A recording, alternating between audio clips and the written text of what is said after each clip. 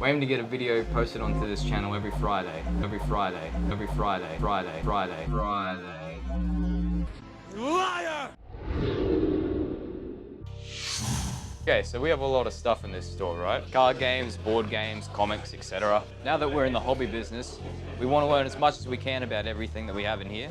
To keep us motivated to do just that, we started this Getting Into series. How it'll work is that we'll have an end goal or end goals. We'll then jot out the steps that we need to take in order to reach those end goals. We hope that as we go through each step in the video, not only we will become more familiar with the subject, but so will you. And then you can decide whether or not it's a hobby that you'd like to get involved in as well. We'll be easing into this series with the board game Star Wars Outer Rim.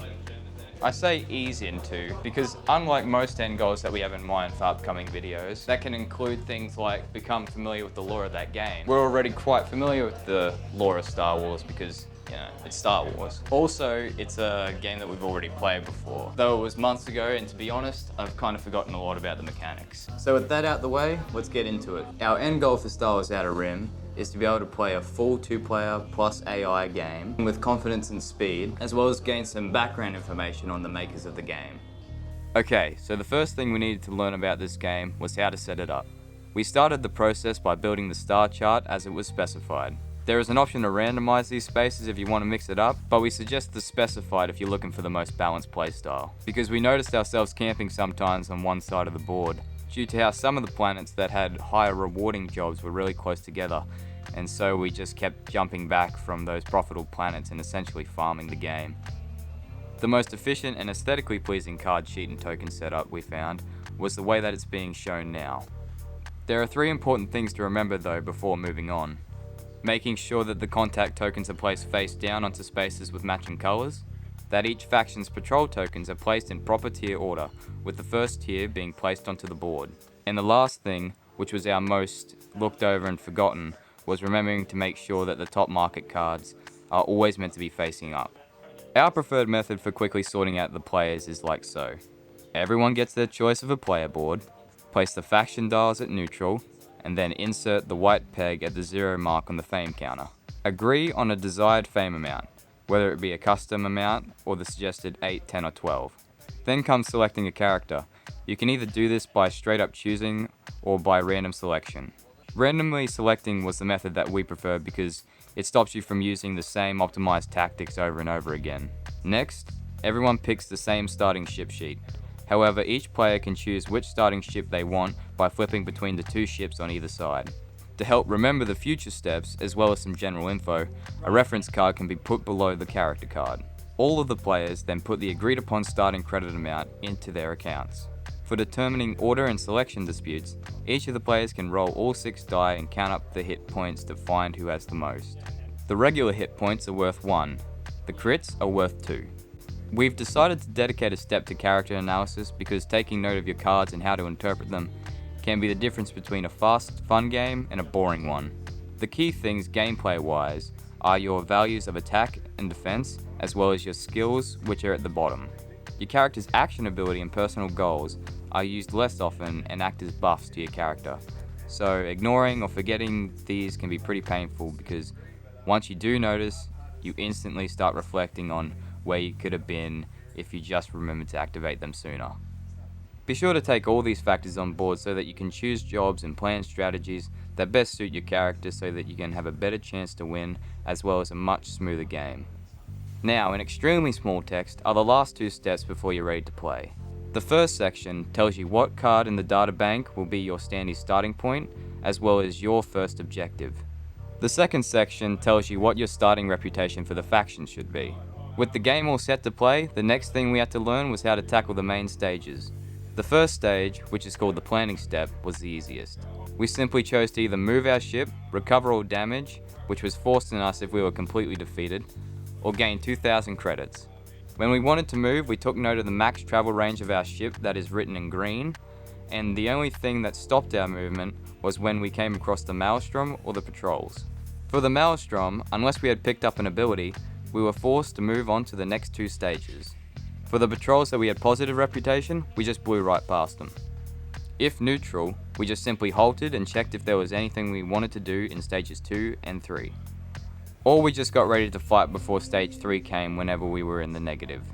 The action stage is next, and it's a fitting name because out of all the things that we could do, such as buy from the market, deliver goods, etc., in this stage we had the option to do every one of them once. We'll now tell you our preferred way to handle this stage. First, we check if there was an opportunity to trade. If we were on the same space, we could trade just about anything, excluding ships and secrets. If we were not on the same space, we made promises for gaining money. Next, we check on whether or not we fit the requirements to empty out our cargo and bounties in exchange for rewards. After that, we'd head into the market. We'd flip through all the market decks until we found one card that we liked and could afford, analyze it, and then put it into its respective slot. We'd play some games where we could only replace the top card of a specific deck to add more of a challenge. If there was a card that we really wanted, but was way too expensive, we could take an unwanted asset card and use the price of that card to help pay off the purchase. After we had locked in our purchases, we had to check whether or not a patrol would be moving towards us. We do so by revealing the card that came after the purchased asset and see if it has a patrol icon with a number next to it. Before we headed into the final stage of the turn, we always made sure that we knew that we had or could use either our characters or ship's action abilities this turn. The encounter step is the stage where the most fun is had. Here you can engage in combat, skill tests, gain cards, as well as complete numerous objectives. Before we got too carried away, we had to learn how to properly determine the winners for combat and skill tests. Combat worked like this. Both parties involved would roll as many dice as they have attack points, as well as activate any relevant abilities. We'd count up the local hit points to see who has the most. If it was a tie, the attacker took the win. No matter who won the combat and gained the reward, both players suffered damage and may still be defeated. For skill tests, we rolled 2 dice. The more times that skill showed up in our character and crew, the easier it got to succeed. We don't see the skill, we needed a crit to succeed. We see the skill once, we need at least a hit to succeed. If we had the skill show more than once, we just needed to avoid 2 blanks. Now that we knew these mechanics, we could complete all encounters. If we chose or had to encounter a patrol and won the combat, we gained the prize written on the token, lose 1 reputation with that faction, and then bring an even stronger patrol into the game. If we wanted to secure a bounty, we'd first need to search for, then flip over their encounter token and engage them in combat. If the desired bounty was in our crew already, we could fight them like normal, but if we lost, that bounty token escapes to the closest empty contact token slot. If one of us had a bounty that someone wanted as part of our crew, we could choose to defend it with our strength, or leave the bounty to defend itself. In order to get a contact as part of your crew in the first place, you'll need to accomplish the objective which is written on that character's databank card. This process of following the databank cards was the same process for accomplishing most of the jobs that we got. There were a few instances where we couldn't do any of the aforementioned, so we needed to take a planet or nav point encounter card. You can find various assets here, as well as a unique secret ability which you can keep with you. After we completed one of the options in the encounter step, we'd update our player status, moving fame and rep up or down, adding damage, checking if we've accomplished personal goals, etc. And with that, the turn is over, and we kept repeating these stages until one of us won. Given that there was only 2 of us, we decided to incorporate an AI. Whenever it's the AI's turn, it's all about following the AI cards. We simply followed the cards like any other job or character card. Whenever there was a decision to be made, the AI always chose the most passive option, or we used the dice to decide, using the hit and the crit as yes, and the blank and the focus symbol as no. And that's about it. After multiple games and reading the rules, this is the most efficient and enjoyable process we found. Once we did so, we didn't really have to question the rulebook or bring the game to a standstill.